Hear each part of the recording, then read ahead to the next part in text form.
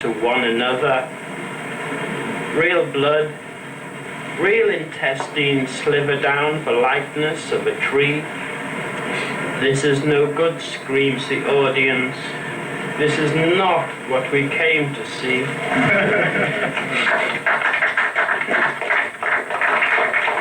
I enjoyed the American poets, and I'm talking about the Beat generation, who came quite early on, and who seemed to be classless and seemed to be not afraid of tackling issues that related to an audience and going out to the audience. Have been torn onto miles of magnetic tape and endless red-tongued snakes round a big spool. I have been taken apart, dismantled, and dragged to interrogation. No, I've been back for months and all alive.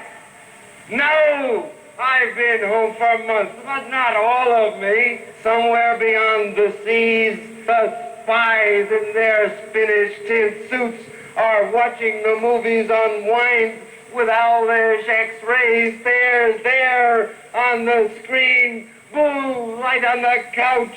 You sit smiling at me and stretching your arms, and he couldn't make it. One of them grunting, one of them groaning out, "What a chick." But I think we in England have, in fact, had for quite a long time an attitude towards the poet, which is that this is some sort of, as you say, neurotic creature, irrelevant creature, probably effeminate. He's going to pull a daffodil out of his pocket and start fluting about beauty or something, a high piping voice. I think this is a very English and possibly sort of North European and possibly American situation, but I think it's something you don't find in other parts of the world. In the case of a poet, there is a reality which is flowing through what he's writing, and he's hoping to God that that reality will get through. He doesn't quite know what the reality is going to be when he starts, because part of the experience of expressing it is to express it in words and to feel it in words. But I agree with Cocteau. I forget how it goes in the French, but he said, if the poet has a dream, it is not of becoming famous, but of being believed. There's a foolish anti-art spirit abroad in our time which says the ravings of a drug addict are better than Shakespeare because they're reality. Well, of course, none of us around this table are taken in by that rubbish, because art must be shaped just as a spacecraft must be shaped to get into orbit. I mean, nothing will get just thrown up like a lump of rubble. But what, in fact, the artist is doing is conveying reality. Now, in a sense, the poetry doesn't matter, the music doesn't matter, the painting doesn't matter. In fact, those are the means by which it gets through, right or wrong?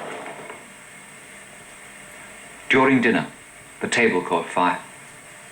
No one alluded to the fact, and we ate on, regardless of the flames singeing our conversation. Unaware of the smoke and the butlers swooning, topics ranged from Auden to Zeffirelli. I was losing concentration, however, and being short on etiquette, became tense and began to fidget with melting cutlery.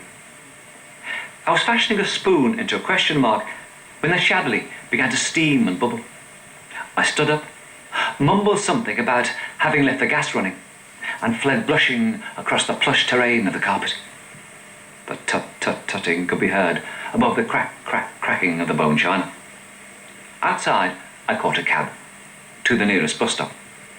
While back at the table, they were toying with blazing fruit and discussing the role of the poet as entertainer when the roof fell in.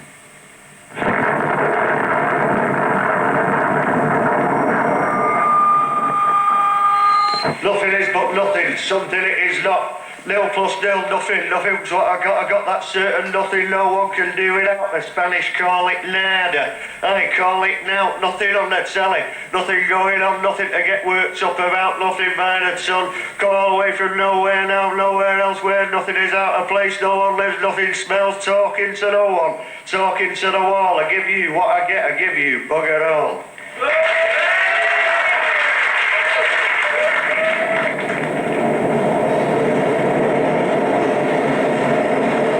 Soon come. It soon come. Look out, look out, look out. Fruit soon ripe. If you take a bite. Strength soon come. To a fling with might. It soon come. It soon come. Look out, look out, look out. We feel bad. We look sad. We smoke weed. And if your eye sharp, read the violence now with eye. We go and smash the sky with our bad, bad blood. Look out, look out, look out. It soon come. It's the shadow walking behind you. It soon come. His eyes stand up right before you. But it's too late now. I did warn you. When you fling me in a prison, I did warn you. When you kill Olo Wally, I did warn you. When you beat Joshua Francis, I did warn you. When you pick on the Panthers, I did warn you. When you jack me up against the wall, I didn't bawl, but I did warn you.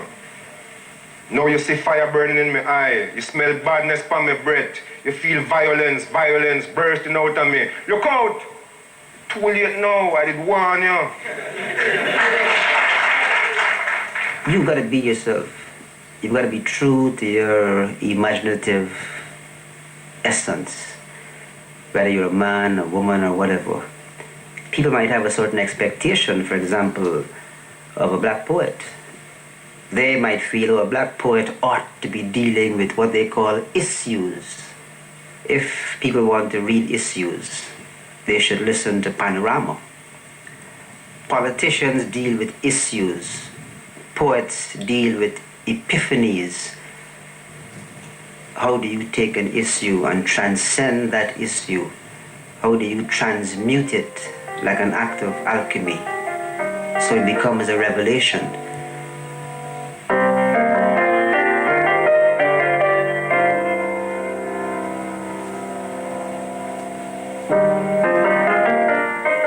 Follow, poet, follow right to the bottom of the night. With your unconstraining voice, still persuade us to rejoice. With the farming of a verse, make a vineyard of the curse. Sing of human unsuccess in a rapture of distress. In the deserts of the heart, let the healing fountain start. In the prison of his days, teach the free man how to praise.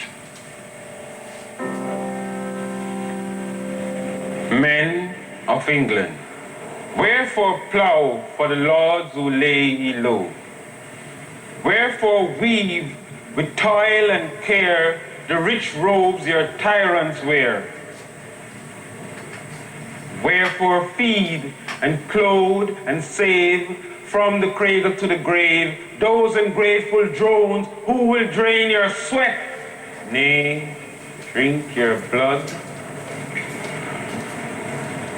Wherefore bees of England forge many a weapon, chain, and scourge, that these stingless drones may spoil the forced produce of your toil? Have ye leisure, comfort, calm, shelter, food, love's drink balm? Or what is it ye buy so dear with your pain and with your fear? The seed ye sow, another reaps.